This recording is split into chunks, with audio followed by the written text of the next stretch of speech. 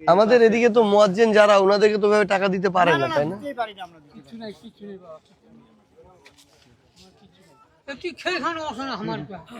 মানে আমাদের আসলে আমার একটা ইচ্ছা, আল্লাহ যদি কবুল করে আর কি, আমাদের বাংলাদেশের ইমাম মুয়াজ্জিন যারা আছে না তাদেরকে একটা বেতনের মধ্যে আনতে হবে।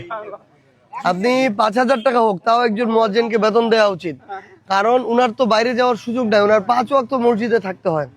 একজন ইমাম যত গ্রাম পর্যায়ে হোক, গ্রাম পর্যায়ে হলেও উনার অন্তত 10,000 টাকা বেতন হওয়া উচিত, তাই না? 10,000 টাকা মানে কি দিনে 333 টাকা।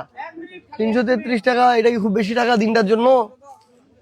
আপনি শুনেন, আপনি তো একজন মুয়াজ্জিন, ওই হিসাবে মানে আপনার নাতির পক্ষ থেকে, এটা অন্য কোনো হিসাবে না, আপনি যে মুয়াজ্জিন এই জন্য আপনি আমার পক্ষ থেকে একটা লুঙ্গি নিবেন আর একটা পাঞ্জাবি নিবেন, ঠিক আছে? এটা হচ্ছে আপনার কাছে রাখেন, একটা কেউ দেখবে না। এখানে 1 টাকা আছে মনে করেন, আপনি হচ্ছে ওই 1 টাকা দিয়ে একটা লুঙ্গি আর একটা পাঞ্জাবি নিবেন ইনশাআল্লাহ।